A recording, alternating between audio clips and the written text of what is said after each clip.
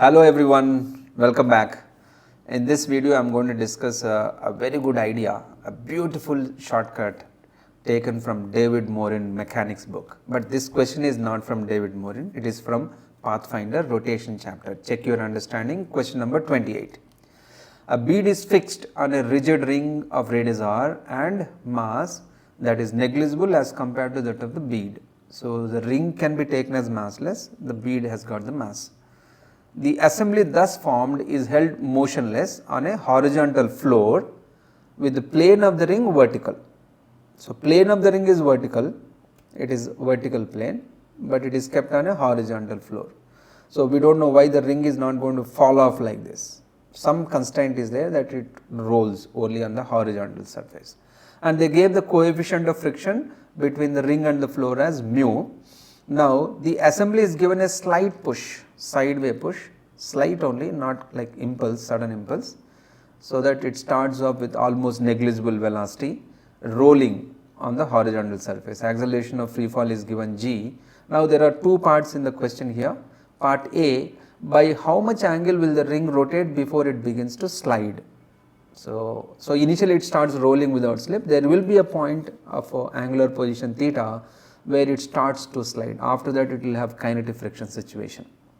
That is first part. And the second part, part B, is finding the speed of the center of the ring when it begins to slide. At that particular angle, what is the speed of the center of the ring? They are not asking the speed of the particle there. Okay, let us get into the derivation part of it. First part A, let us look at it. The strategy that I am going to use is that they said when it is about to slip, right? When it is about to slip, you will have limiting static friction. The value is mu s into n. Mu s equal to mu k equal to mu here, if not mentioned differently. Okay. And now you draw the free body diagram at that instant when it is about to slip. So you have limiting static friction right side, normal reaction upwards, and mg is acting only at the particle. There is no mass to the ring there. So this is a free body diagram we have here. Next I want to use, this is a short trick I told you, a very beautiful trick there. I want to use torque about center of mass equal to I about center of mass into alpha in this system. Now look at it, where is the center of mass of the system here? You know that ring has no mass or negligible mass. So total mass is only the particle mass. So center of mass of the system is nothing but center of mass of the particle. And what is center of mass of the particle? The particle location itself, because it has no dimensions there. So torque about center of mass meaning here torque about the particle, location of the point in space which is occupied by the particle there. So that is first part. Now I about center of mass they are asking, moment of inertia of the particle, of the ring anyway 0, of the particle about the particle. Because the size of the particle is negligible, I about center of mass for the particle will be 0. So that is another strategy, that is the beautiful idea I am going to use here. And so torque about center of mass has to be 0 because I is 0, not because alpha is 0. Alpha may be there, we do not know, but definitely I about center of mass is 0 for the particle because it is of negligible size. So torque 0, torque about center of mass 0, let us use that idea. Now about center of mass meaning about particle, due to gravity anyway 0 because mg passes through the particle. Then only two forces are left over, normal reaction and friction. Friction is at a depth below h there and h equal to r plus r cos theta, and n is going in a line of action which is at a distance L from the particle there, so that is L equal to r sin theta. So F is trying to rotate in anti-clockwise direction, n is trying to rotate in clockwise direction, both have to be balanced, and so if you balance them you will see that mu n into r into 1 plus cos theta, that is h, that is equal to n into r sin theta which is L. So you will get sin theta by 1 plus cos theta equal to mu, which is equal to tan theta by 2, simple trigonometric ratio. From there I will get that theta equal to 2 times of tan inverse of mu.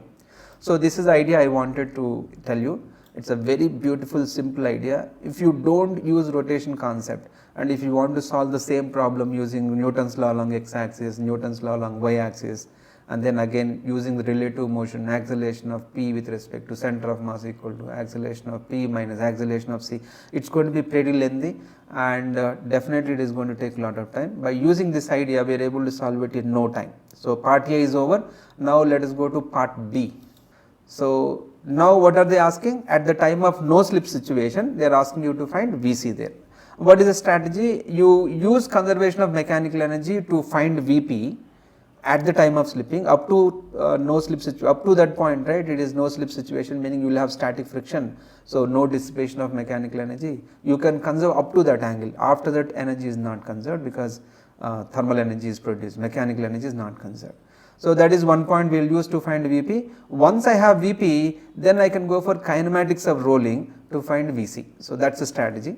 Let us use conservation of mechanical energy first. Loss in gravitational potential energy, it is a regular expression you get. R into 1 minus cos theta is the height descended by the particle, and because of that there is a loss of gravitational potential energy which gets converted into kinetic energy, half mv square, because it is a particle.